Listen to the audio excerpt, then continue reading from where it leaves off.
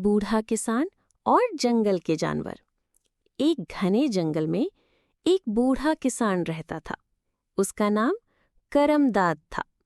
वो जंगल के बीचों बीच एक छोटी सी जमीन पर मेहनत से काम करता और सब्जियां और अनाज उगाता।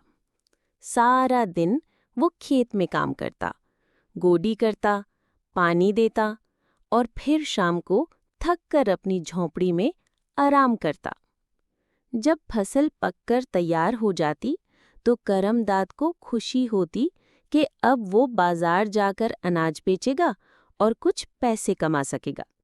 मगर बदकिस्मती से कुछ जंगली जानवर जैसे नीलगाय, लोमड़ी, बंदर रोज रात को आकर उसकी फसल को नुकसान पहुंचाते। कभी पौधे रौंद डालते तो कभी सब्जियां खा जाते।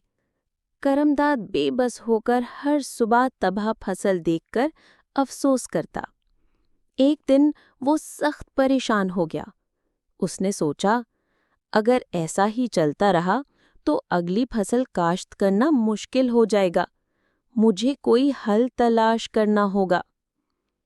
अगले दिन करमदाद बाजार गया और वहां एक पुराने दोस्त से मिला जो लकड़ी का कारीगर था।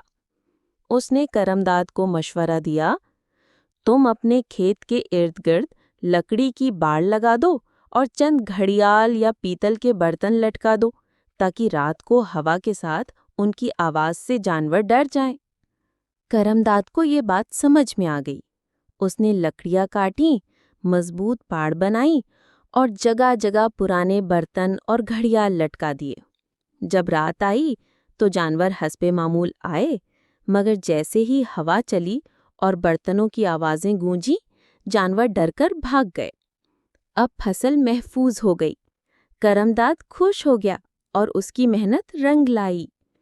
तो बच्चों, इस कहानी से हमें ये सबक मिलता है कि जब जिंदगी में कोई मुश्किल आए तो हमें घबराना नहीं चाहिए। अक्लमंदी से सोचना चाहिए और मेहनत से काम लेना चाहिए।